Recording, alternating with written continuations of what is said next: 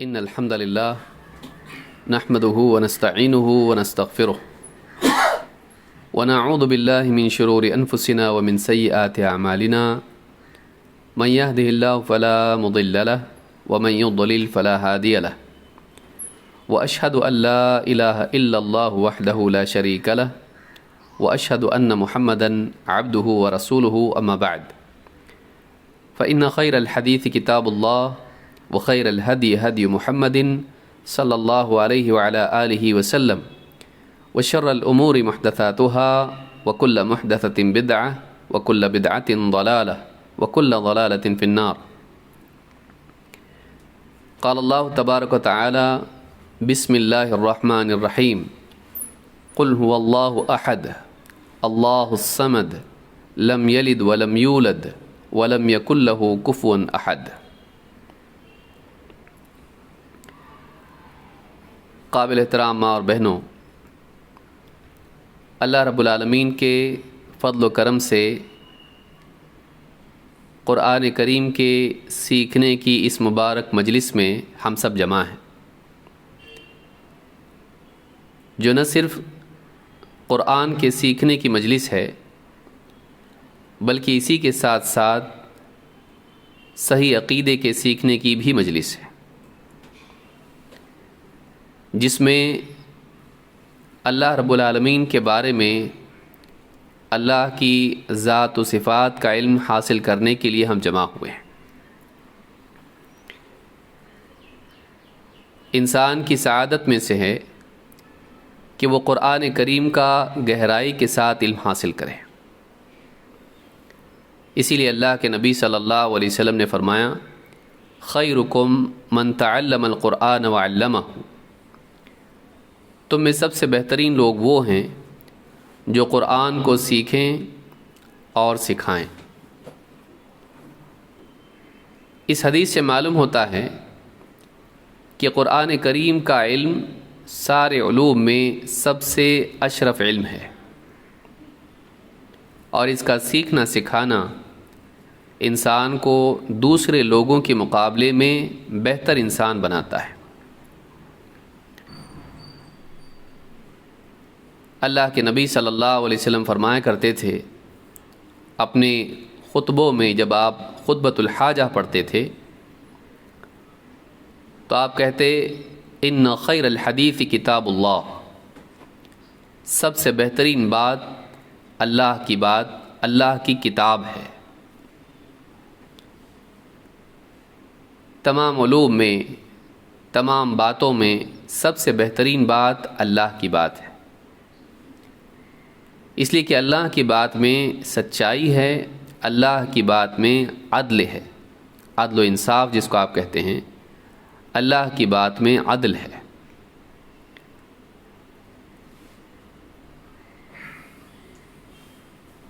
اللہ نے جو خبریں دی ہیں وہ ساری خبریں سچی ہیں، اور اللہ تعالیٰ نے جو احکام دیے ہیں ان احکام میں عدل و انصاف ہے، کسی پر ظلم نہیں ہے۔ وَتَمَّتْ كَلِمَةُ رَبِّكَ صِدْقًا وَعَدْلًا، اللہ نے فرمایا کہ وَتَمَّتْ كَلِمَةُ رَبِّكَ صِدْقًا وَعَدْلًا، تیرے رب کا کلام، تیرے رب کی بات سچائی، صدق اور عدل میں، عدل و انصاف میں کمال درجے کو پہنچی ہوئی ہے۔ لہٰذا جتنی بھی خبریں اللہ تعالیٰ نے اپنے بارے میں دیں اور کائنات کے بارے میں دیں، ماضی، حال اور مستقبل کے اعتبار سے دیں، وہ ساری خبریں سچی ہیں، ان میں نہ کوئی شک ہے نہ کوئی جھوٹ۔ ذالک الکتاب لا ریب فیہ، اس کتاب میں کوئی شک نہیں ہے، یعنی کوئی شک نہیں کہ وہ اللہ کی طرف سے ہے، وہ اللہ کی طرف سے ہے، اس میں سچائی ہے، اس میں حق ہے، ھدی للمتقین، اور یہ متقین کے لیے ہدایت ہے، اس میں بھی کوئی شک نہیں۔ یہی وہ رہنمائی ہے، اگر انسان کی زندگی میں آ جائے اور انسان اس کے تابع ہو جائے تو انسان دنیا میں گناہوں سے، گمراہی سے بچنے والا اور آخرت میں جہنم سے بچنے والا بنتا ہے۔ لہٰذا قرآن کا علم حاصل کرنا یہ انسان کی کامیابی کی شروعات ہے، بلکہ دین کے جتنے بھی شعبے ہیں، چاہے وہ عقائد ہوں، عبادات ہوں، حقوق و معاملات ہوں، اخلاق ہوں یا معاشرتی آداب ہوں، ان تمام احکام میں بنیادی دلیل قرآن سے ہوتی ہے، اور اسی کے ساتھ نبی کریم صلی اللہ علیہ وسلم کی سنت۔ یہ دو چیزیں انسان کے عقیدے اور عمل کی اصلاح کے لیے بنیادی دلیل ہیں۔ اسی لیے اللہ کے نبی صلی اللہ علیہ وسلم نے فرمایا، ترکت فیکم شیئین لن تضلوا بعدہما، میں اپنے بعد دو چیزیں چھوڑے جا رہا ہوں، ان دو چیزوں کے تھامنے پانے، ان کی پیروی کے بعد تم کبھی گمراہ نہیں ہوں گے۔ کتاب اللہ و سنتی، وہ دو چیزیں کیا ہیں؟ اللہ کی کتاب اور میری سنت۔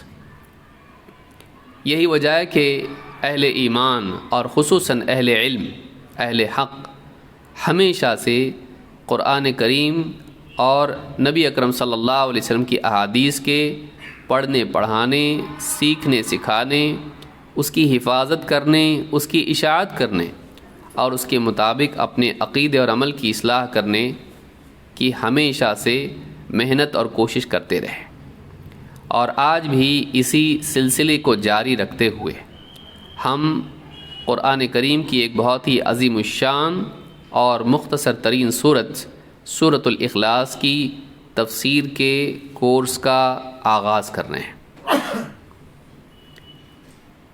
یہ قرآن کریم کی مختصر ترین سورت ہے جس میں اللہ رب العالمین نے اپنے بارے میں بندوں کو بتایا ہے۔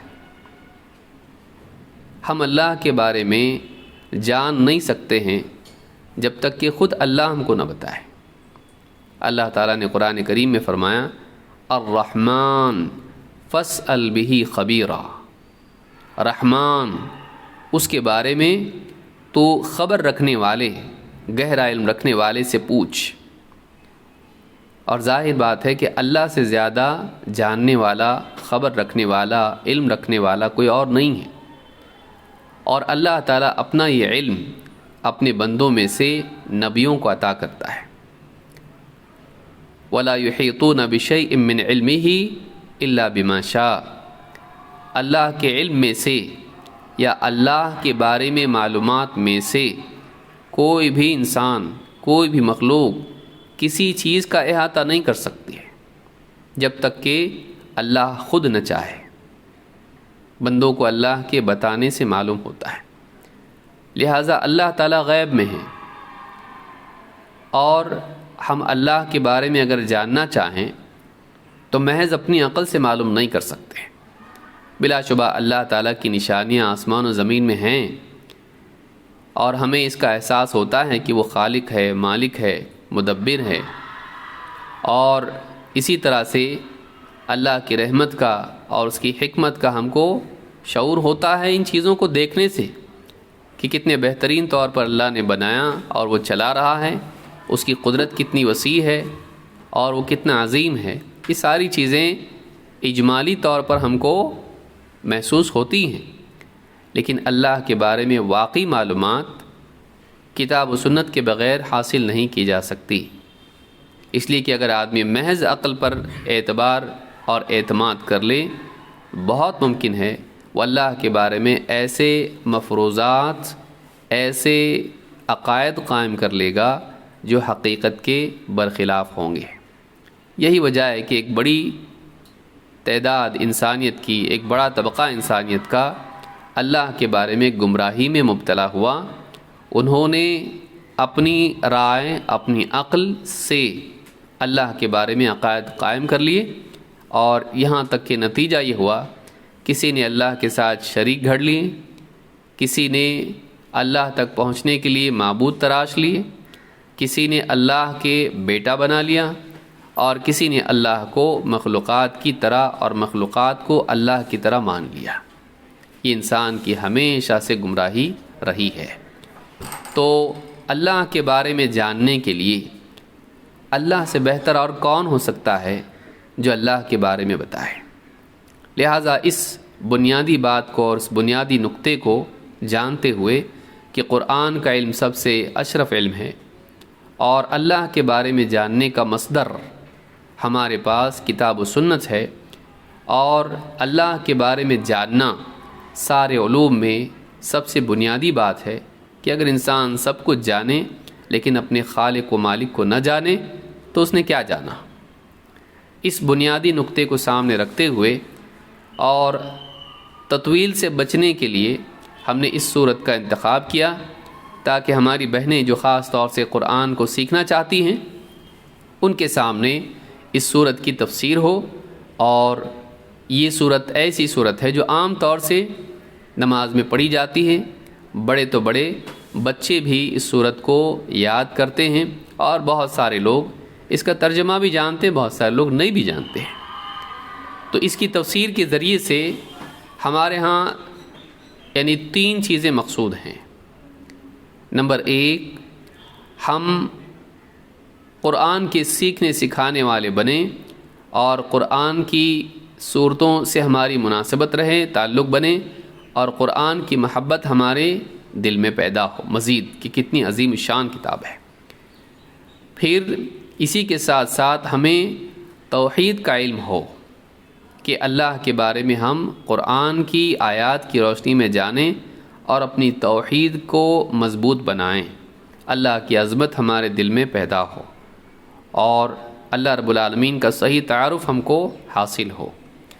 اور تیسرا مقصد ایک اس کورس کا یہ بھی ہے کہ ہمیں یہ بات معلوم ہو جائے کہ صرف الفاظ کا جان لینا کافی نہیں ہے۔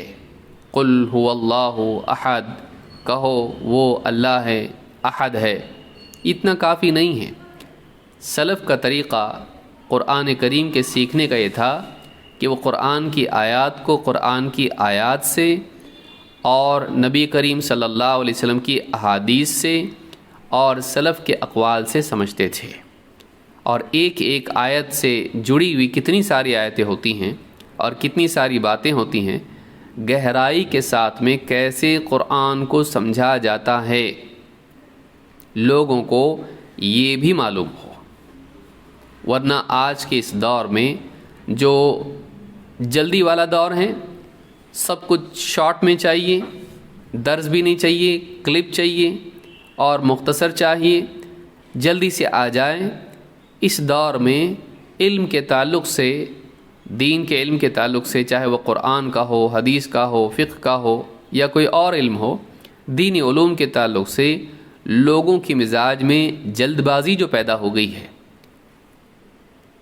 اس کا نقصان یہ ہو رہا ہے کہ لوگوں کا علم گہرائی کی بجائے سطحیت کی طرف آ رہا ہے۔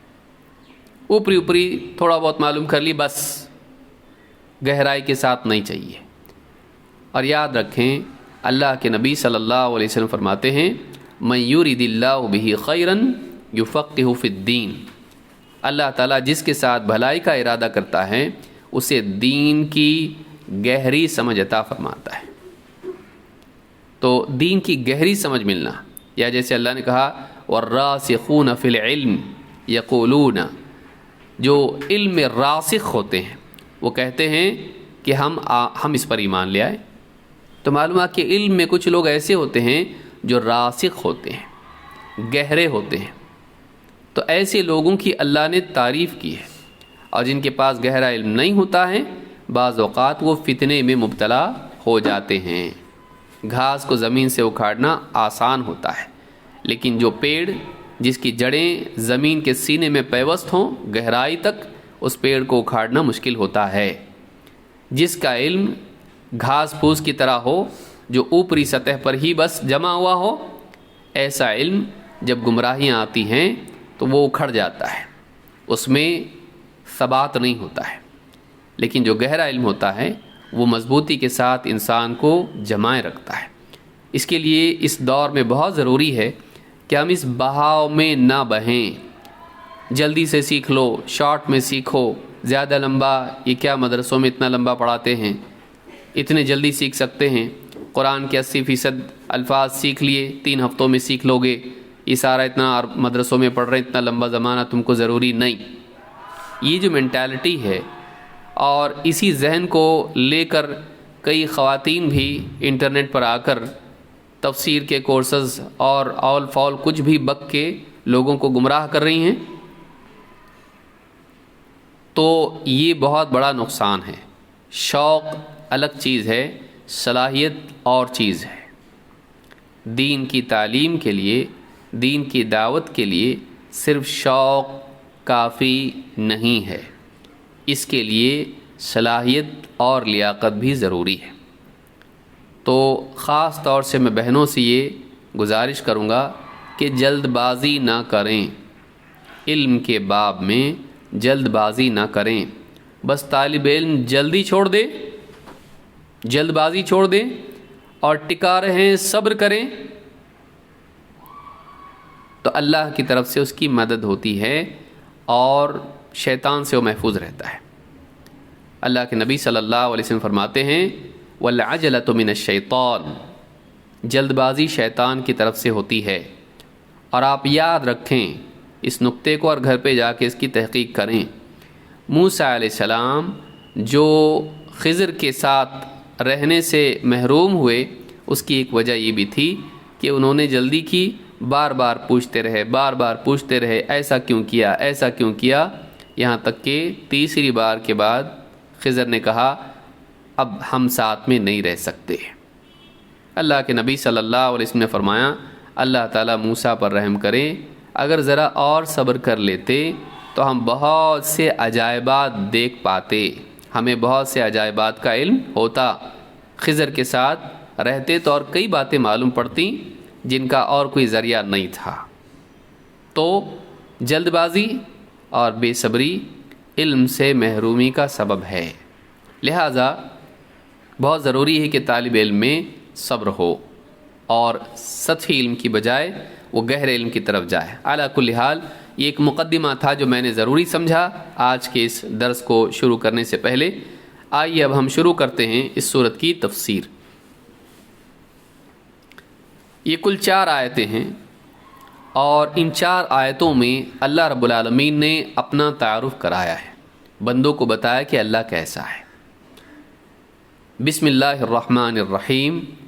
قل هو اللہ احد اللہ الصمد لم یلد ولم یولد ولم یکن لہ کفوا احد. ترجمہ کیا ہے؟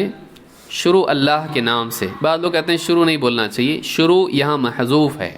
ابدأ، میں شروع کرتا ہوں، چاہے وہ کسی بھی کام کے اعتبار سے ہو جس کے بارے میں سنت سے ثابت ہے کہ اس سے پہلے بسم اللہ یا بسم اللہ الرحمن الرحیم کہنا چاہیے. قرآن سے پہلے، قرآن کی صورتوں سے پہلے بسم اللہ الرحمن الرحیم کہا جاتا ہے اور یہ قرآن کی آیت ہے، اللہ کی طرف سے نازل ہوئی ہے اور سورۃ الفاتحہ کی پہلی آیت ہے. اس کو بسملہ کہتے ہیں، بسملہ. اور جو ہم کھانے سے پہلے کہتے ہیں بسم اللہ، وہ بسم اللہ الرحمن الرحیم نہیں کہتے، صرف بسم اللہ کہتے ہیں. اور قرآن پڑھنے سے پہلے بسم اللہ الرحمن الرحیم کہتے ہیں. دونوں میں فرق کیا ہے؟ بسم اللہ الرحمن الرحیم کو بسملہ کہتے ہیں، البسملہ، اور بسم اللہ صرف اتنا کہنے کو تسمیہ کہتے ہیں. دونوں میں فرق کیا ہے؟ ایک بسملہ ہے اور دوسرا جو ہے وہ تسمیہ ہے. بسملہ اور تسمیہ، تو اس کو یاد رکھنا چاہیے. تو مکمل کو بسملہ کہیں گے اور جو چھوٹا ہے بسم اللہ اس کو تسمیہ کہیں گے. تو سما جب حدیث میں آتا ہے اس کا مطلب ہوتا ہے، جیسے حدیث میں ہے نا کہ اللہ کے نبی صلی اللہ علیہ وسلم نے صحابی سے کہا، چھوٹے تھے، کہا یا غلام سم اللہ، اے بچے اللہ کا نام لے، یعنی سم اللہ، بسم اللہ کہے. تو وکل بیمینک وکل مما یلیک، اپنے دایاں سے کھا اور اپنے قریب قریب سے کھا. تو سم اللہ، بسم اللہ. تو بسم اللہ الرحمن الرحیم کھانے سے پہلے نہیں بولیں گے، صرف بسم اللہ کہیں گے. اور قرآن سے پہلے بسم اللہ الرحمن الرحیم۔ معنی کیا ہے؟ شروع اللہ کے نام سے جو الرحمن ہے الرحیم ہے۔ اس کو بند کر دیں، تو آواز آ رہی ہے نا؟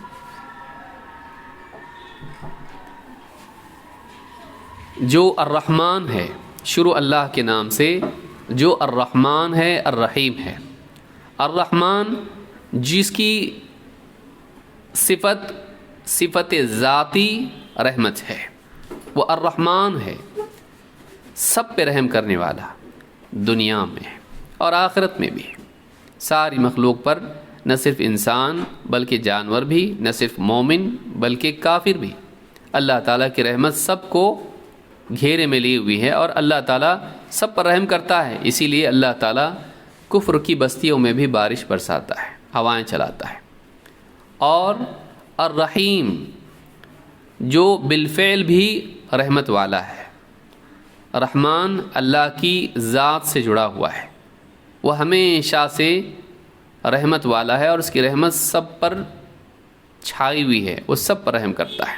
الرحمن ہے وہ رحم والا ہے، اور الرحیم وہ رحم کرتا ہے۔ الرحمن وہ بڑا رحم والا ہے، الرحیم وہ رحم کرتا ہے۔ یعنی ایسا نہیں کہ رحمان ہے، رحم والا ہے لیکن کرتا نہیں، ایسا نہیں، اس کی صفت رحمت کی ہے اور بالفعل بھی، کیونکہ الرحیم صفت فعلیہ ہے اور الرحمن صفت ذاتیہ ہے۔ تو اب اس کی تفصیل میں ہم نہیں جائیں گے، اس لیے کہ یعنی وَكَانَ بِالْمُؤْمِنِينَ رَحِيمًا، اللہ نے کہا اللہ تعالیٰ ایمان والوں کے لیے رحیم ہے، لیکن رحمان کا لفظ اس طرح سے نہیں آیا کہ كَانَ بِالْمُؤْمِنِينَ رَحْمَانًا، ایسا نہیں آیا۔ اللہ رحمان ہے، اس کی صفت ذاتی ہے، یہ وہ رحم والا ہے، اور الرحیم وہ رحم کرتا ہے۔ دوسری بات علماء نے یہ بھی کہی کہ الرحیم اس اعتبار سے کہ آخرت میں، کیونکہ اللہ نے قرآن کریم میں کیا فرمایا؟ وَكَانَ بِالْمُؤْمِنِينَ رَحِيمًا، وہ مؤمنین کے لیے بڑا رحیم ہے۔ تو دنیا میں اللہ کی رحمت سب کے لیے عام ہے، کفار بھی اس میں سے حصہ پاتے ہیں، اللہ کی رحمت سب کو ملتی ہے۔ اور آخرت میں، لیکن آخرت میں اللہ کی رحمت کے حقدار صرف اہل ایمان ہوں گے، تو وہ آخرت میں بھی رحیم ہے، لیکن اس کی خصوصی رحمت صرف اہل ایمان کو نصیب ہوگی۔ دنیا میں اس کی رحمت سب پائیں گے، لیکن آخرت میں اس کی رحمت صرف اہل ایمان کے لیے ہوگی، اور اس کی خصوصی رحمت دنیا میں بھی اہل ایمان کو نصیب ہوتی ہے، سب کو نہیں، متقین کو نصیب ہوتی ہے، سب کو نہیں۔ تو اس کے مراتب ہیں، تو اس اعتبار سے اللہ تعالیٰ نے فرمایا شروع اللہ کے نام سے جو بڑا مہربان ہے، نہایت رحم والا ہے۔ سورت کا ترجمہ کیا ہے؟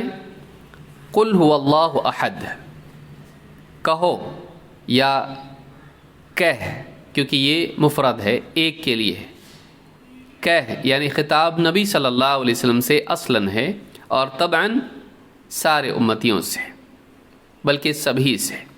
قل، اے نبی آپ کہیے، هو اللہ، وہ اللہ ہے، احد یکتا ہے، ایک ہے، اللہ الصمد، اللہ الصمد ہے۔ اس کی تفسیر آگے ہم دیکھیں گے۔ لم یلد ولم یولد،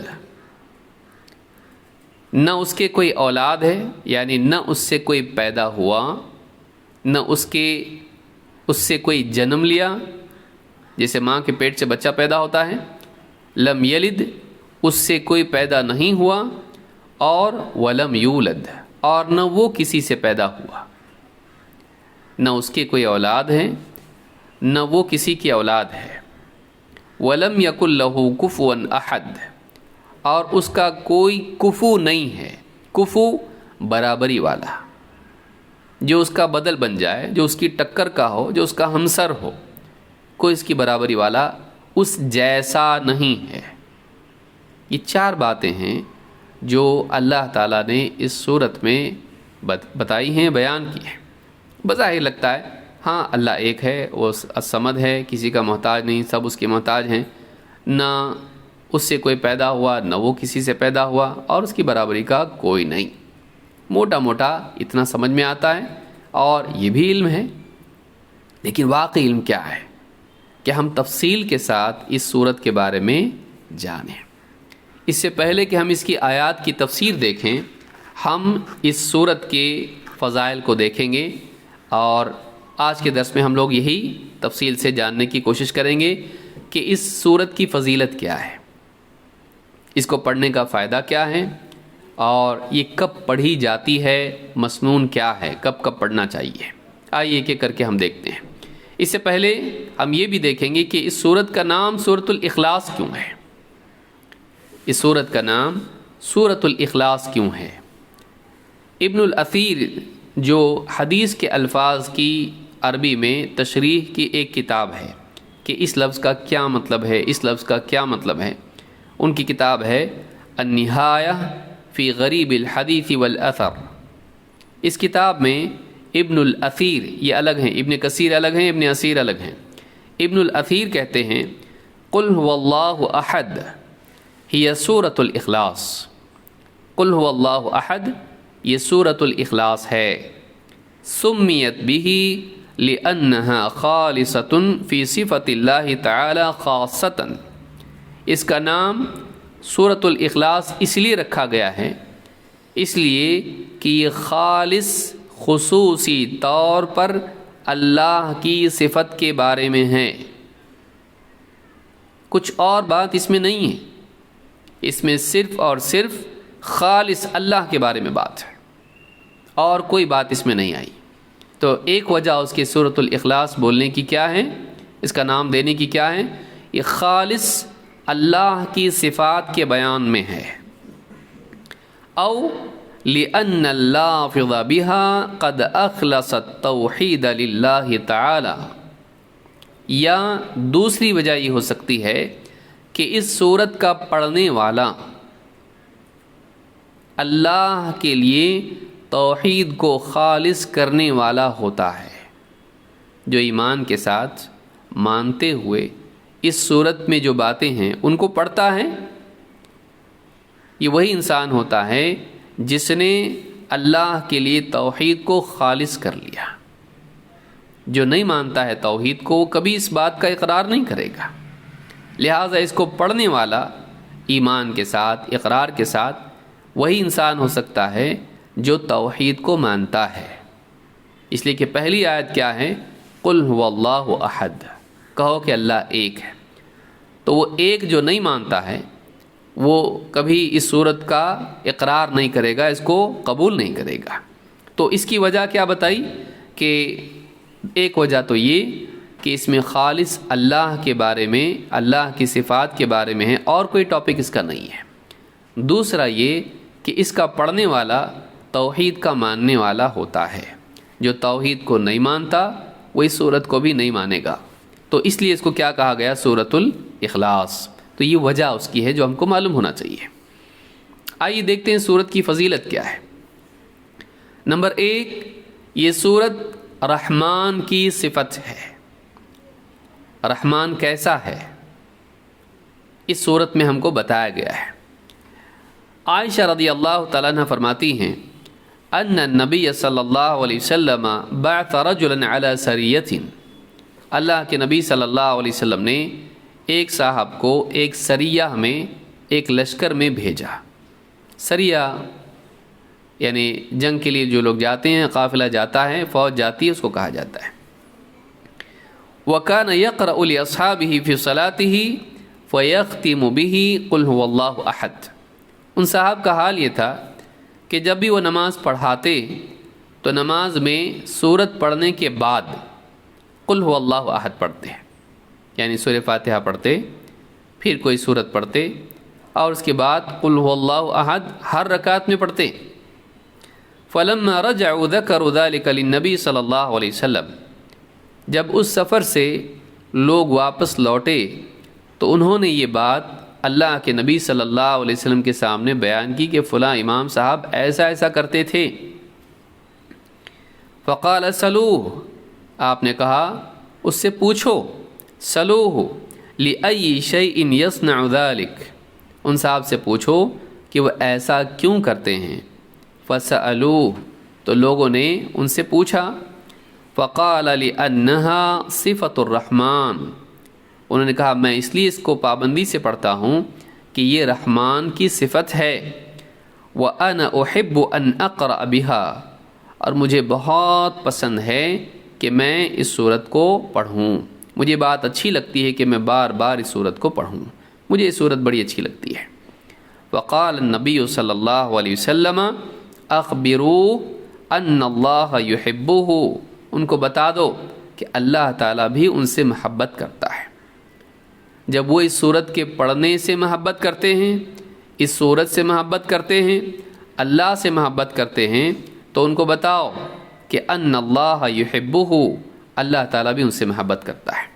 معلوم ہوا اس صورت کے پڑھنے اور خصوصاً اس صورت سے محبت کرنے پر انسان اللہ کی محبت کا حقدار بنتا ہے۔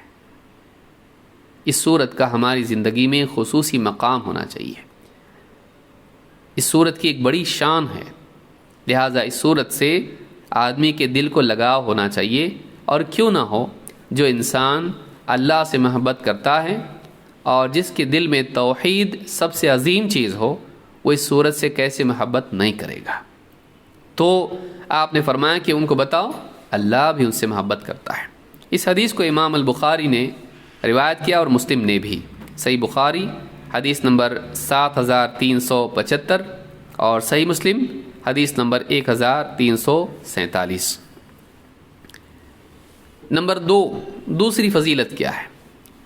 اس سورت کا پڑھنا ایمان کی دلیل ہے۔ جابر ابن عبداللہ رضی اللہ تعالیٰ عنہ کہتے ہیں ان رجلا قام، ایک صاحب اٹھے نماز پڑھنے لگے، نماز میں قیام کیا، فرکع رکعتي الفجر، تو انہوں نے فجر کی 2 رکعتیں پڑھیں، فجر کی 2 رکعتیں پڑھیں، سنت نماز 2 رکعت فجر کی پڑھیں۔ فقرأ في الركعة الأولى قل يا أيها الكافرون حتى انقضت السورة، ان صاحب نے پہلی رکعت میں قل یا ایھا الکافرون پڑھی، یہاں تک کہ پوری صورت پڑھی، مکمل صورت پڑھی۔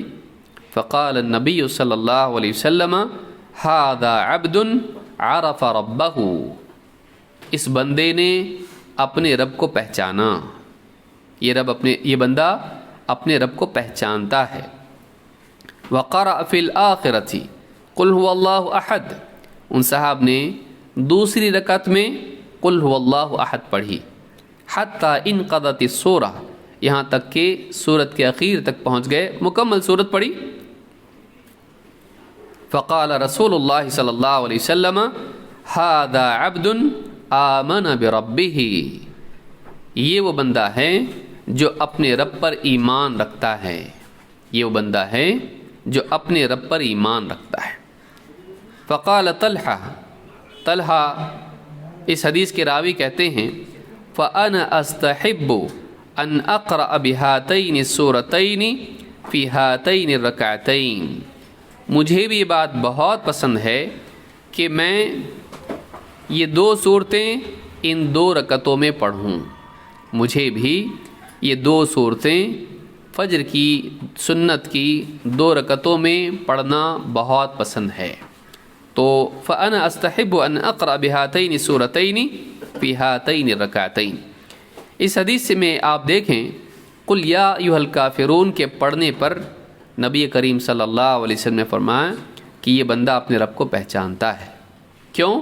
اس لیے کہ وہ سارے معبودوں کا انکار کرتا ہے اور اللہ کے معبود ہونے کا اقرار کرتا ہے۔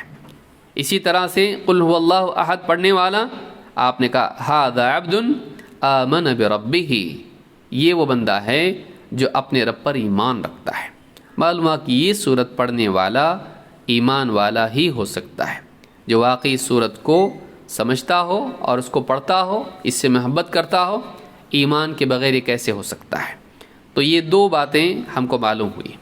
نمبر 3، نبی کریم صلی اللہ علیہ وسلم اس سورت کو فجر کی 2 سنتوں میں خود بھی پڑھا کرتے تھے اور اس کو پسند کرتے تھے، اس کی ترغیب بھی دیتے تھے اور آپ خود بھی اس کا اہتمام کرتے تھے۔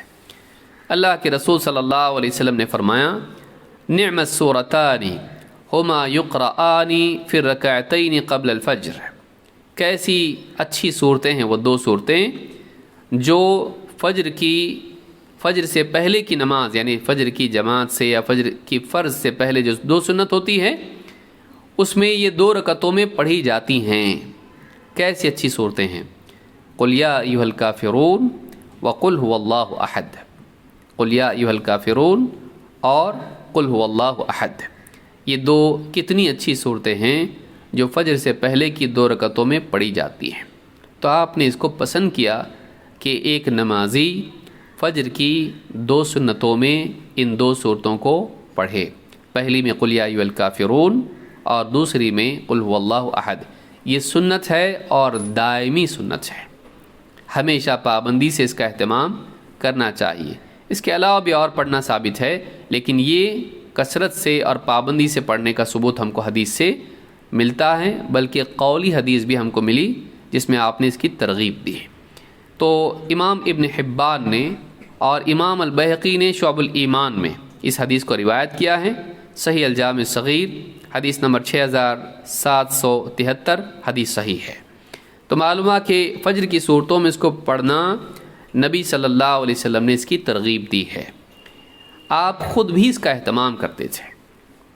ابن تیمیہ رحمۃ اللہ علیہ فرماتے ہیں، وَكَانَ النَّبِيُّ صلی اللہ علیہ وسلم يَقْرَأُ فِي رَكَعَتَيْ الْفَجْرِ تَارَةً سُورَةَ الْإِخْلَاصِ وَقُلْ يَا أَيُّهَا الْكَافِرُونَ، اللہ کے نبی صلی اللہ علیہ وسلم فجر کی 2 رکعتوں میں کبھی سورۃ الاخلاص اور قل یا ایھا الکافرون بھی پڑھا کرتے تھے۔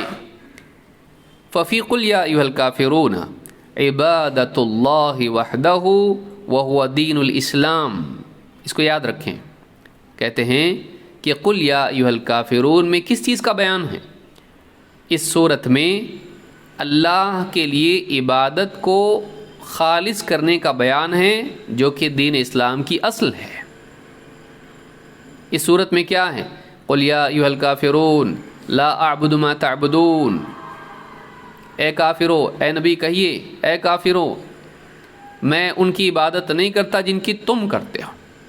تو یہاں پر جو ہے اللہ کی عبادت کرنے اور اللہ کے سوا دوسروں کی عبادت کا انکار کرنے کا بیان ہے، یہ توحید ہے۔ تو کہا کہ اس میں اکیلے اللہ کی عبادت کرنے کا بیان ہے جو کہ دین اسلام ہے۔ وفی قل ھو اللہ احد صفت الرحمن، اور قل ھو اللہ احد میں رحمان کی صفت ہے۔ وَأَن يُقَالَ فِيهِ وَيُخْبَرَ عَنْهُ بِمَا يَسْتَحِقُّهُ وَهُوَ الْإِيمَانُ، اور قل ھو اللہ احد میں کیا بات ہے؟ اس میں رحمان کی صفت ہے اور اللہ کے بارے میں کیا بولنا چاہیے اور اللہ کے بارے میں کیا بتانا چاہیے، اس کا بیان ہے جس کا اللہ حقدار ہے، کہ اللہ تعالیٰ کی شان کیا ہے، وہ کس چیز کا مستحق ہے، اس کا بیان قل ھو اللہ احد میں ہے کہ حقیقت اللہ کے بارے میں کیا ہے، وہ کیسا ہے، اللہ کے بارے میں جب ہم بولیں تو کیا بولیں، یہ قل ھو اللہ احد میں ہے۔ اور کہتے ہیں وَهُوَ الْإِيمَانُ، اور یہ ایمان ہے۔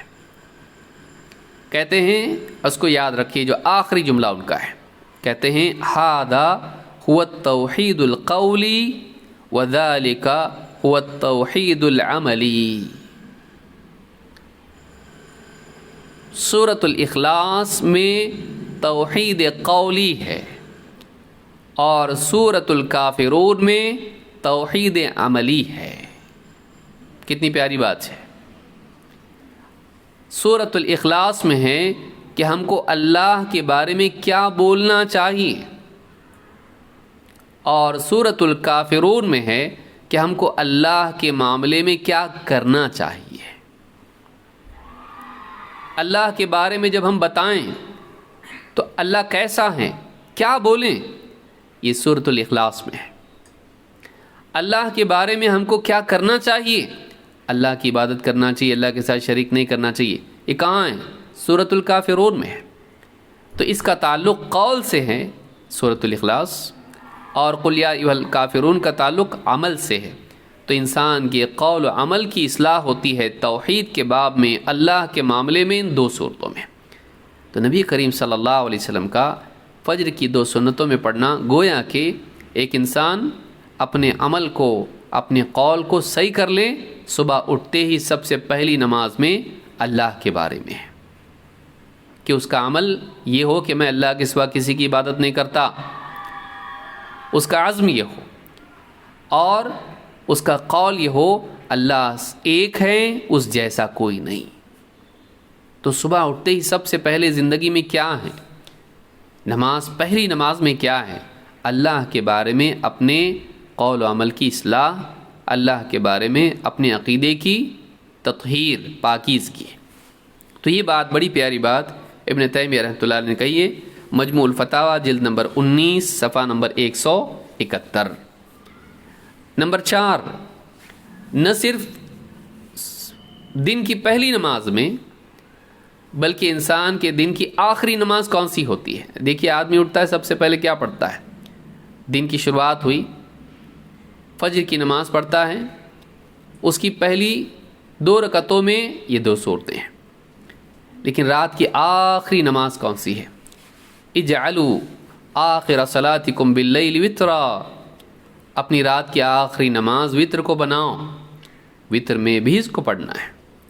یہ 2 صورتیں دن کی آخری نماز اس میں بھی پڑھی جاتی ہیں۔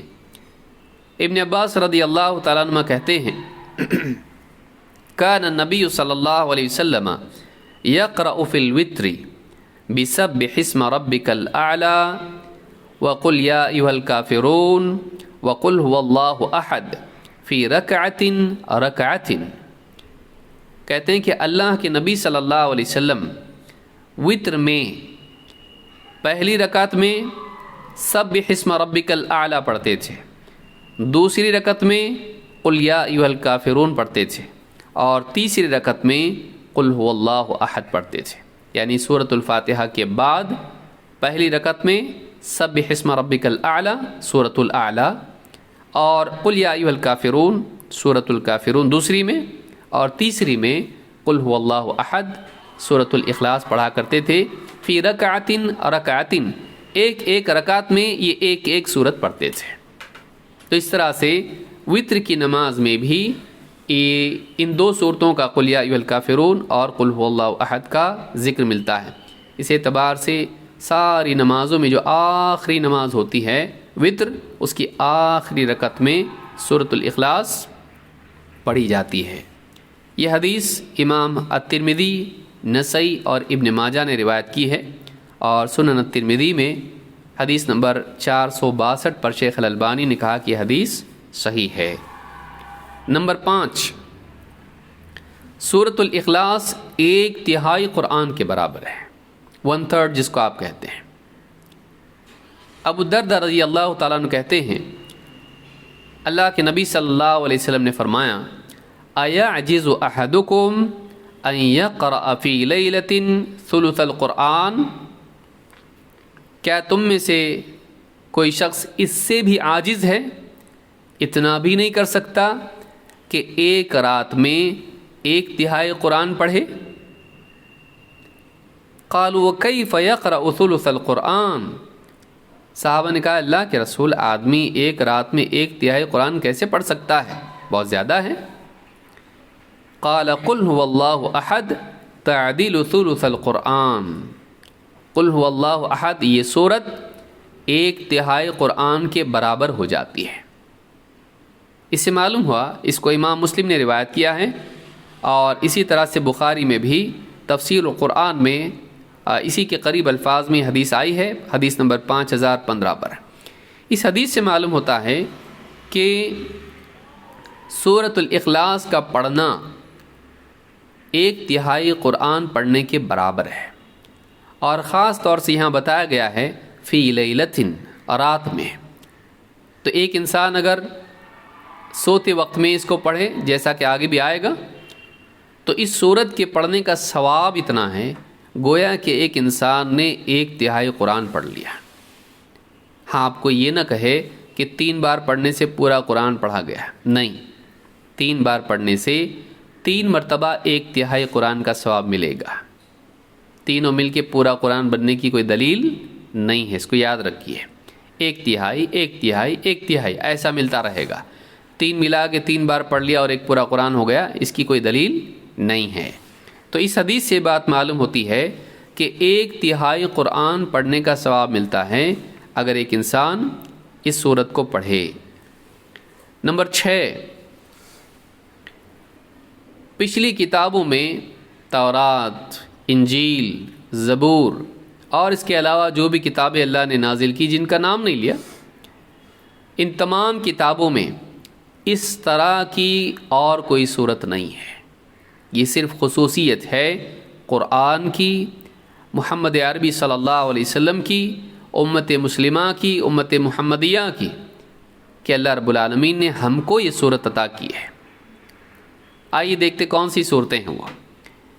اللہ کے رسول صلی اللہ علیہ وسلم نے اپنے ایک صحابی عقبہ ابن عامر سے کہا، یا عقبۃ ابن عامر، اے عقبہ ابن عامر، الا اعلمک سورا ما انزلت فی التوراۃ ولا فی الزبور ولا فی الانجیل ولا فی القرآن مثلہن۔ 4 کتابوں کا نام لیا، کہا اے عقبہ ابن عامر، کیا میں تم کو کچھ صورتیں ایسی نہ سکھاؤں کہ ان جیسی صورتیں نہ تورات میں نازل ہوئیں، نہ زبور میں، نہ انجیل میں اور نہ فرقان میں۔ فرقان قرآن، تبارک الذی نزل الفرقان علی عبدہ، سورۃ الفرقان نام کی ایک سورت ہی ہے قرآن میں، اور یہاں الفرقان سے مراد قرآن ہے، تو قرآن کا ایک نام الفرقان بھی ہے۔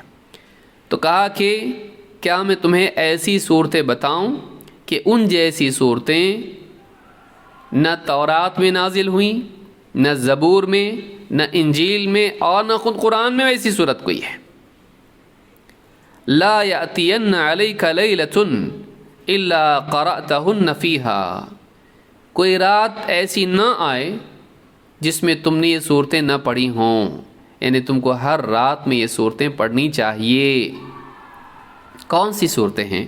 کہا قل هو اللہ احد، وقل اعوذ برب الفلق، وقل اعوذ برب الناس۔ یہ آخر کی 3 صورتیں ہیں جو قرآن میں ہیں۔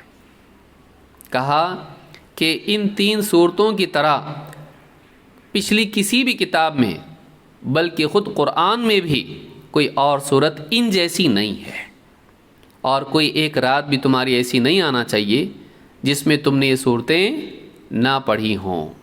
اس حدیث کو امام احمد اور ابن حبان نے روایت کیا ہے، اور الصحیحہ میں حدیث نمبر 891 اور 2861 پر شیخ الالبانی کہتے ہیں کہ یہ حدیث صحیح ہے۔ اس سے معلوم ہوتا ہے کہ اس جیسی صورتیں، سورۃ الاخلاص جیسی صورت پچھلی کسی کتاب میں نہیں، اور خود قرآن میں بھی ایسی کوئی صورت نہیں ہے، اور ہر رات میں اس کا پڑھنا بہت مفید ہے۔ یہ واجب نہیں ہے، لیکن یہ مؤکد ہے، مستحب ہے۔ نمبر 7، سب سے بہترین تعوذ۔ تعوذ کس کو کہتے ہیں؟ جس میں ہم اعوذ کے کلمات کہتے ہیں، لیکن اس کا کیا مطلب ہے؟ تعوذ کا مطلب ہوتا ہے ایک انسان اللہ کی یا پناہ مانگے۔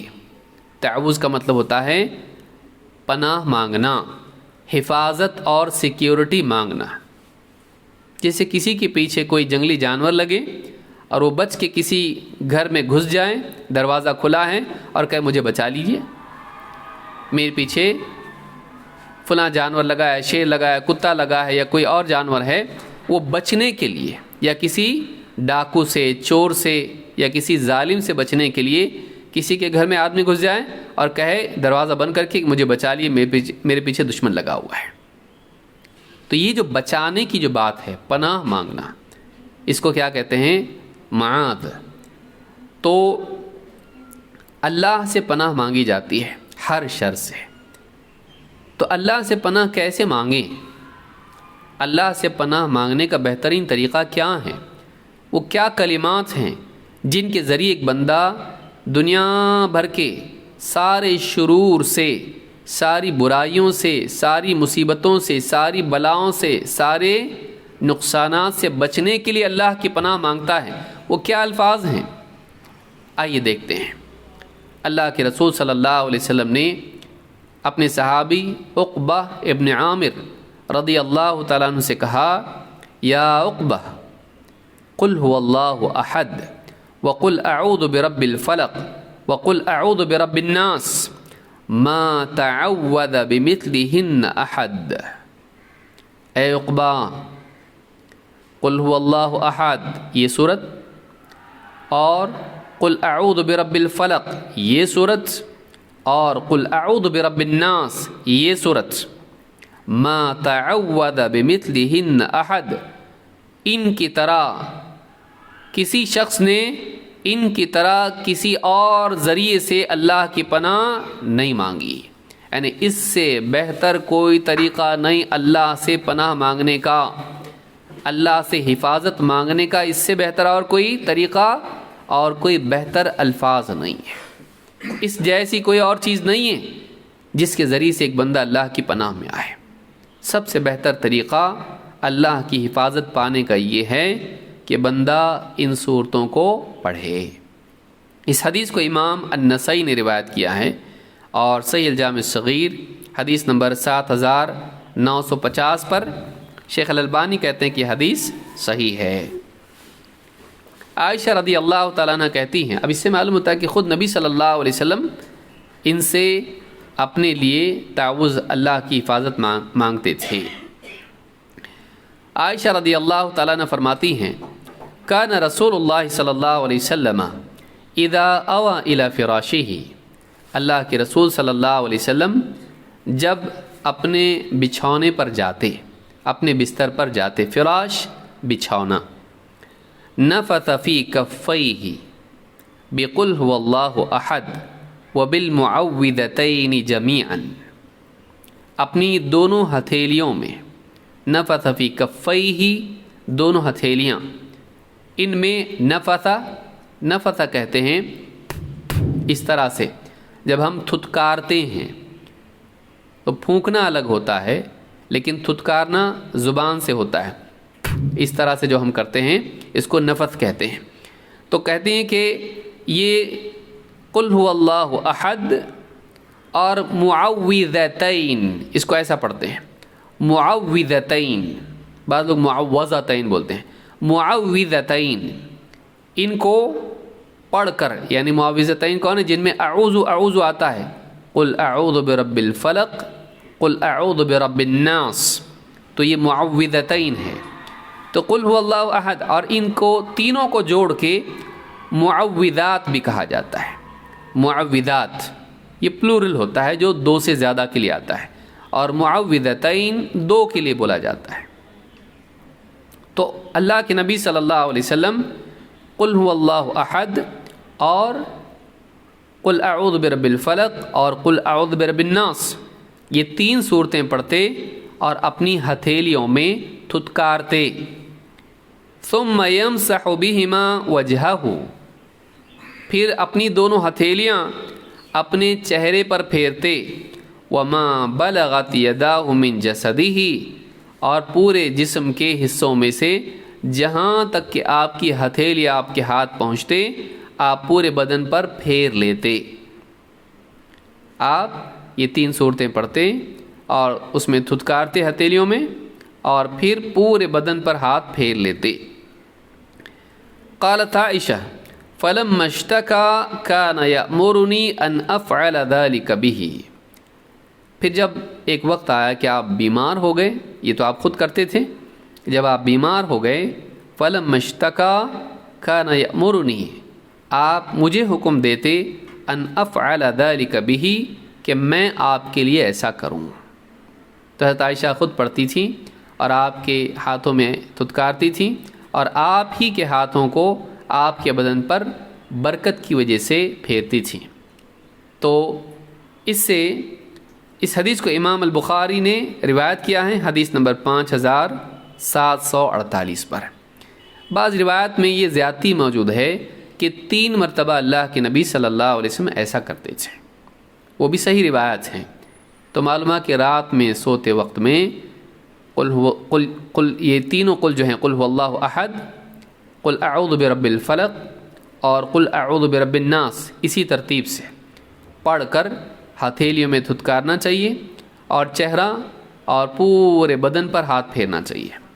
پھر واپس قل هو اللہ احد، قل اعوذ برب الفلق، قل اعوذ برب الناس، تینوں صورتیں پڑھنا چاہیے، پھر ہاتھ میں دھتکارنا چاہیے ہتھیلیوں میں، پھر پورے بدن پر ہاتھ پھیرنا چاہیے۔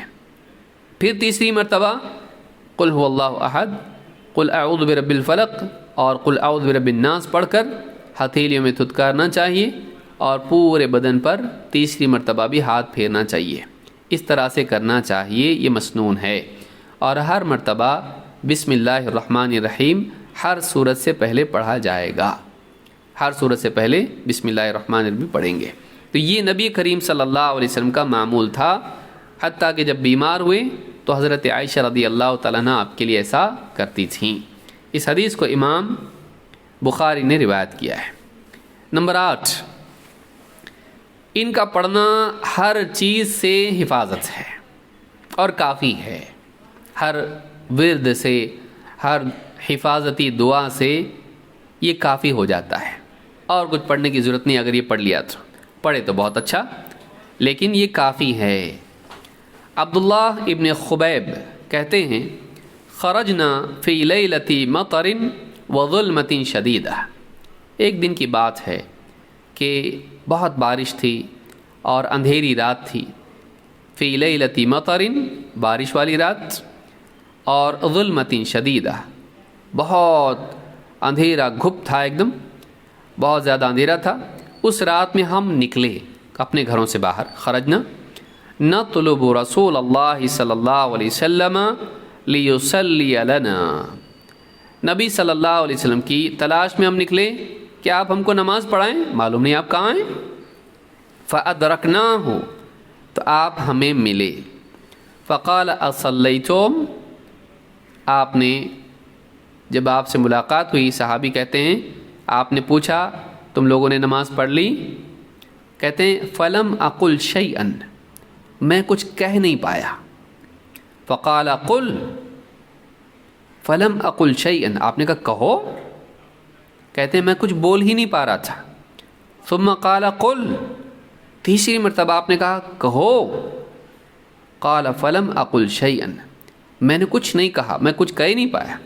ثم قال قل، چوتھی مرتبہ آپ نے کہا کہو۔ فقلت یا رسول اللہ ما اقول، چوتھی بار میں کہا اے اللہ کے رسول میں کیا کہوں؟ قال قل قل هو اللہ احد والمعوذتین، کہو قل هو اللہ احد، اور پھر دونوں معوذتین یعنی یہ 2 صورتیں، قل اعوذ برب الفلق اور قل اعوذ برب الناس، یہ تینوں صورتیں پڑھو۔ حین تمسی وحین تصبح، جب تم شام کرو اور جب تم صبح کرو، عصر سے لے کے مغرب کے بعد تک کا وقت مساء کہلاتا ہے۔ حین تمسی، شام، عصر کے بعد سے لے کر مغرب کے بعد تک۔ وحین تصبح، جب سحری کا وقت ختم ہو جائے، وہاں سے لے کے سورج نکلنے تک، یہ سارا وقت اس میں داخل ہے۔ حین تصبح، جب تم صبح کرو۔ 3 مرات، 3 مرتبہ یہ پڑھو، صبح شام 3 مرتبہ پڑھو، یا موٹے الفاظ میں ہم کہیں فجر کے بعد اور عصر کے بعد اس کو پڑھو، یا اگر چاہے تو مغرب بعد پڑھو، حرج نہیں انشاءاللہ۔ تو حین تمسی وحین تصبح 3 مرات، 3 بار یہ صورتیں پڑھو۔ تکفیک من کل شیء، یہ پڑھنا تمہارے لیے ہر چیز سے کافی ہو جائے گا، ہر شر کے مقابلے میں حفاظت کے لیے کافی ہو جائے گا۔ یہ پڑھنے کے بعد اور کچھ حفاظتی ورد پڑھنے کی ضرورت نہیں۔ اس سے معلوم ہوتا ہے کہ نہ صرف رات میں بلکہ فجر کے بعد یا عصر اور مغرب کے بعد، دونوں میں سے کسی ایک وقت میں، فجر کے بعد اور عصر یا مغرب کے بعد، شام میں دونوں آتا ہے۔ تو اگر کوئی انسان 3 بار یہ پڑھ لے تو یہ بہت بڑی فضیلت کی چیز ہے۔ تو اگر مغرب بعد پڑھتا ہے تو رات میں پڑھنے کے حکم میں بھی آ جاتا ہے۔ کیوں؟ اس لیے کہ مغرب کے بعد رات شروع ہوتی ہے، اسلامی اعتبار سے مغرب کے بعد رات شروع ہوتی ہے۔ کیوں؟ قرآن کریم میں اللہ تعالیٰ نے فرمایا ثم اتم الصیام الی اللیل، پھر رات تک اپنا روزہ مکمل کرو۔ تو ہم افطار کب کرتے ہیں؟ جیسے ہی مغرب ہوتی ہے افطار کرتے ہیں، تو یہ رات تک روزہ رکھنا ہوا۔ معلوم ہوا کہ مغرب جب ہوتی ہے تو رات شروع ہو جاتی ہے۔ تو مغرب بعد اگر کوئی آدمی یہ پڑھتا ہے تینوں یہ صورتیں 3 مرتبہ، تو گویا کہ وہ ساری حدیثیں جن میں رات میں پڑھنے کی ترغیب ہے اس میں بھی یہ شامل داخل ہو جاتا ہے۔ ہاں، وہ جو دھتکارنے والی حدیث ہے وہ بستر پر جانے کے ساتھ خاص ہے کہ جب اللہ کے نبی صلی اللہ علیہ وسلم بستر پر جاتے تو وہ سونے سے پہلے ہے، اور یہ جو ہے یہ صبح شام پڑھنے کی ہے، تو یہ بھی پڑھنا ہے اور وہ بھی پڑھنا ہے، دونوں الگ الگ ہیں۔ یہ بطور ورد ہے اور وہ بطور رقیہ ہے، دونوں میں فرق ہے۔ تو اس حدیث کو جو میں نے ذکر کی کہ یہ تمہارے لیے کافی ہو جائے گا صبح شام پڑھنا 3 مرتبہ، اس کو امام ابو داؤد، ترمذی اور نسائی تینوں نے روایت کیا ہے، اور صحیح الجامع صغیر میں حدیث نمبر 4406 پر شیخ الالبانی کہتے ہیں کہ حدیث صحیح ہے۔ نمبر 9، اس حدیث کی یعنی اس سورت کی فضیلت میں حدیث ہم دیکھ رہے ہیں، سورۃ الاخلاص کا پڑھنا جنت میں داخلے کا سبب ہے، اس کا پڑھنے والا جنت میں جائے گا۔ ابو ہریرہ رضی اللہ تعالیٰ عنہ کہتے ہیں اقبلت مع النبی صلی اللہ علیہ وسلم فسمع رجلا یقرأ قل هو اللہ احد اللہ الصمد، میں اللہ کے نبی صلی اللہ علیہ وسلم کے ساتھ جب آیا، مسجد آیا یا جہاں بھی آئے، تو فسمع رجلا یقرأ، تو آپ نے ایک آدمی کو سورۃ الاخلاص پڑھتے سنا، جو پڑھ رہا تھا قل هو اللہ احد اللہ الصمد، یہ سورت پڑھ رہا تھا۔ فقال رسول اللہ صلی اللہ علیہ وسلم وجبت، آپ نے فرمایا پکی ہو گئی، لازم ہو گئی، کنفرم ہو گئی۔ وجبت لازم ہونا، پکا ہو جانا۔ قلت وما وجبت، ابو ہریرہ رضی اللہ تعالیٰ عنہ کہتے ہیں میں نے پوچھا کیا لازم ہو گئی، کیا پکی ہو گئی؟ قال الجنہ، جنت پکی ہو گئی۔ یعنی صحابی کیا پڑھ رہے تھے؟ سورۃ الاخلاص۔ آپ نے جب سنا ان کو پڑھتے ہوئے، آپ نے کہا اس کے لیے پکی ہو گئی۔ کیا کہا؟ جنت۔ کیا پکی ہو گئی؟ جنت پکی ہو گئی۔ معلوم ہوا کہ یہ سورت اخلاص کے ساتھ، یقین کے ساتھ اور اس کے فہم کے ساتھ اگر آدمی پڑھتا ہے تو اس کے لیے یقینی طور پر اللہ کے ہاں جنت کا وعدہ ہے۔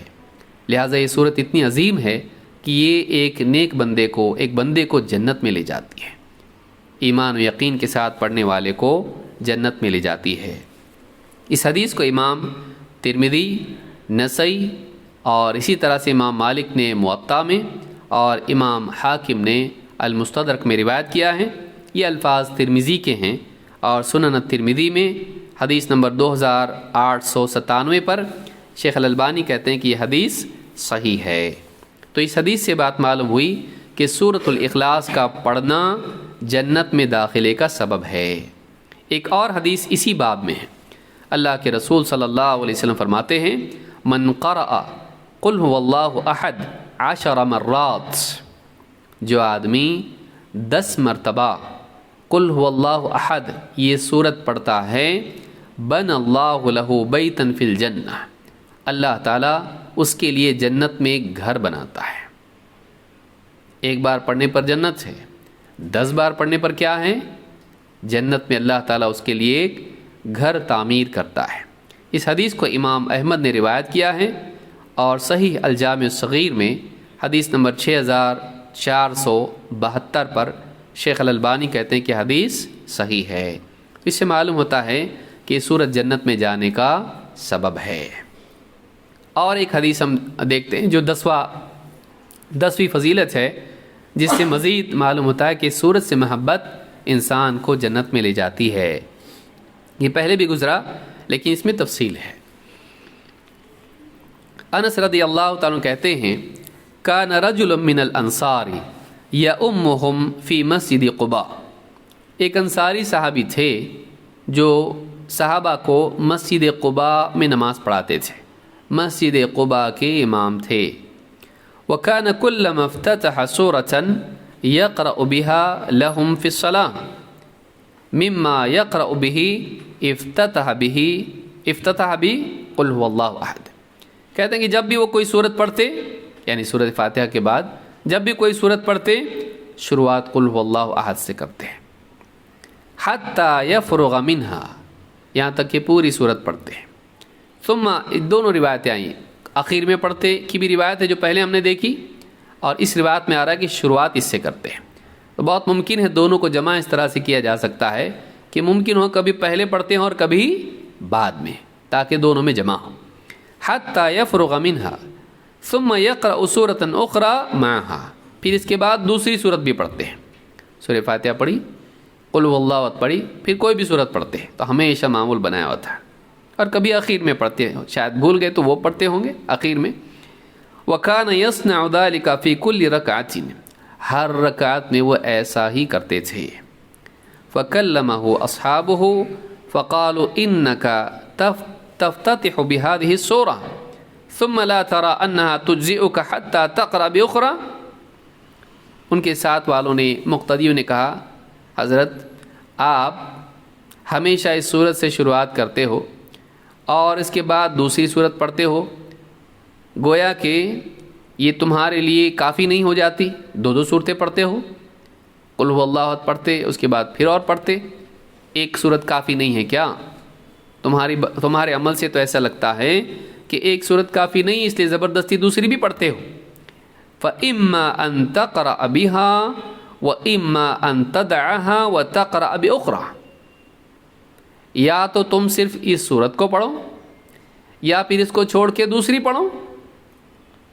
فَقَالَ مَا أَنَا بِتَارِكِهَا، انہوں نے کہا میں تو چھوڑنے والا نہیں، یعنی میں سورۃ الاخلاص کا پڑھنا چھوڑوں گا نہیں۔ ان احببتم ان اؤمکم بذلک فعلت، اگر تم چاہو کہ تمہیں یہ پسند ہے کہ میں امامت کروں تو ٹھیک ہے میں کروں گا۔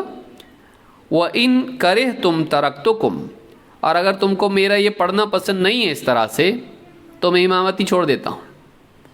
میں امامت چھوڑ سکتا ہوں لیکن اس صورت کا ہر رکعت میں پڑھنا چھوڑ نہیں سکتا۔ صحابی کہتے ہیں وَكَانُوا يَرَوْنَ أَنَّهُ مِنْ أَفْضَلِهِمْ وَكَرِهُوا أَنْ يَؤُمَّهُمْ غَيْرُهُ، کہتے ہیں کہ ان لوگوں کے نزدیک یہی صحاب تھے جو سب سے اچھی نماز پڑھانے والے تھے، افضل تھے، اور انہیں یہ بات پسند نہ تھی کہ کوئی اور ان کا امام بنے۔ اب یہ تو چھوڑنے کو تیار نہیں، امامت چھوڑ دوں گا لیکن صورت نہیں چھوڑوں گا۔ کہا کہ انہیں پسند نہیں تھا کہ کوئی اور پڑھائے۔ فَلَمَّا أَتَاهُمُ النَّبِيُّ صلی اللہ علیہ وسلم أَخْبَرُوهُ الْخَبَرَ، سب لوگ جب یہ واقعہ ہونے کے بعد اللہ کے نبی صلی اللہ علیہ وسلم کی خدمت میں حاضر ہوئے تو انہوں نے آپ کو یہ ساری بات بتائی۔ فَقَالَ يَا فُلَانَ مَا يَمْنَعُكَ أَن تَفْعَلَ مَا يَأْمُرُكَ بِهِ أَصْحَابُكَ، آپ نے کہا اے فلاں، تمہارے جو ساتھی تم سے کہہ رہے ہیں وہ کرنے میں تم کو کیا رکاوٹ ہے؟ یعنی ایک ہی صورت کیوں نہیں پڑھتے؟ وَمَا يَحْمِلُكَ عَلَى لُزُومِ هَذِهِ السُّورَةِ فِي كُلِّ رَكَعَةٍ، اور ایسا کیوں کرتے ہو کہ تم ہر رکعت میں لازماً اس صورت کو پڑھتے ہو؟ کیا وجہ ہے اس کی؟ فقال انی احبها، کہ اللہ کے رسول میں صورت سے بہت محبت کرتا ہوں، مجھے یہ صورت بہت پسند ہے۔ فقال حبک ایاها ادخلک الجنہ، اس صورت کی محبت نے تجھ کو جنت میں داخل کر دیا، اس صورت کی محبت نے تجھ کو جنت میں داخل کر دیا۔ معلوم ہوا کہ اس صورت سے محبت ہونا، اس صورت سے لگاؤ ہونا، انسان کے ایمان کی دلیل ہے، اور ایسے انسان کے لیے خوشخبری ہے کہ اس کے لیے اللہ تعالیٰ نے جنت رکھی ہے، چاہے وہ ہر رکعت میں پڑھتا ہو یا نہ پڑھتا ہو۔ دیکھیے اللہ کے نبی صلی اللہ علیہ وسلم تو نہیں کرتے تھے نا ایسا، آپ ہر رکعت میں اس کو پڑھتے ہوں، ایسا نہیں تھا۔ تو آپ نے اسی لیے پوچھا کہ کیوں کرتے ہو ایسا، معلوم ہے کہ یہ کوئی مصنون چیز نہیں تھی، لیکن ان کو پسند تھا، اور یہ جائز ہے۔ آدمی نماز میں قرآن سے جہاں سے چاہے پڑھے، تو وہ اپنے طور پر یہ کرتے تھے۔ اگر نبی صلی اللہ علیہ وسلم کا عمل ہوتا تو آپ خود ان سے نہیں پوچھتے ایسا کیوں کرتے ہو، تو معلوم ہوا کہ انہوں نے ایسا کیا۔ تو کوئی انسان ہے، اس کو کوئی صورت پسند ہے اور وہ نماز میں اس کو پابندی سے پڑھتا ہے، کوئی مسئلہ نہیں، ہاں اس کو وہ سنت نہ بنائے، لوگوں کے لیے بھی سنت نہ بنائے، اس کی مرضی، اس کو یہ صورت آتی ہے، پڑھنے میں اچھی لگتی ہے اور بار بار وہ پڑھتا ہے، کوئی حرج اس میں نہیں ہے، کیونکہ قرآن میں سے جہاں سے چاہے نماز میں پڑھ سکتے ہیں۔ لیکن یہاں استدلال یہ ہے، دلیل یہ ہے کہ اس صورت کی محبت نے تجھ کو جنت میں داخل کر دیا۔ معلوم ہوا کہ اس صورت کی محبت انسان کو جنتی بناتی ہے۔ امام البخاری نے اسے روایت کیا ہے، حدیث نمبر 774۔ تو ان 10 باتوں سے معلوم ہوا کہ اس صورت کی خاص فضیلت ہے، اور کئی فضیلتیں اس کی ہیں۔ یہ صورت رحمان کی صفت ہے، اس سے محبت جنتی بناتی انسان کو، صبح شام پڑھنے کی اس کی فضیلت ہے، رات میں پڑھنے کی تاکید ہے، سوتے وقت میں اس کو بطور رقیہ اور حفاظت کے لیے پڑھا جا سکتا ہے، صبح شام اس کو 3 مرتبہ پڑھنا یہ بھی فضیلت والی چیز ہے، اور انسان اس صورت کو پڑھتا ہے تو یقین کے ساتھ اس کو صحیح طور پر اگر پڑھے تو اس کے لیے جنت بھی ہے، جنت کا وعدہ ہے، اور 10 بار پڑھتا ہے تو اللہ تعالیٰ اس کے لیے جنت میں گھر بناتا ہے۔ یہ ساری فضیلتیں ہم نے دیکھی جو اس صورت کی ہیں، اور انشاءاللہ آنے والے درس میں ہم آگے کی بات اس صورت کی تفسیر کی طرف بڑھیں گے، اس کا شان نزول کیا ہے، اور اس صورت کے مشمولات کیا ہیں، مشمولات کہ اس کے اندر کیا باتیں ہیں، یہ ہم دیکھیں گے، اور پھر آیت نمبر 1، 2، 3، 4 تفصیل کے ساتھ ان کی تفسیر ہم دیکھیں گے انشاءاللہ۔ اور یہ طریقہ سلف کا ہے، آپ چاہے کوئی بھی تفسیر اٹھائیں، پرانی ابن کثیر ہو یا کوئی اور تفسیر ہو، آپ کو ملے گا کہ عموماً جب صورتیں اس کی تفسیر بیان کی جاتی ہے تو اس کی فضیلت سب سے پہلے، اور اسی کے ساتھ ساتھ اس کا شان نزول اور اس کا سیاق بیان کیا جاتا ہے۔ یہی طریقہ اہل علم کا ہے، تو اس کا اہتمام ہم کو کرنا چاہیے۔ ہم کو معلوم ہو صورت یہ کتنی افضل ہے، تو پھر اس صورت سے اس کے سیکھنے کا، اس کے پڑھنے کا شوق ہمارے دلوں میں پیدا ہوتا ہے۔ تو میں سمجھتا ہوں آج کے لیے اسی میں کفایت ہے، اس کی تفسیر ہم انشاءاللہ آنے والے درس میں شروع کریں گے۔ اقول ھذا واستغفر اللہ لی ولکم۔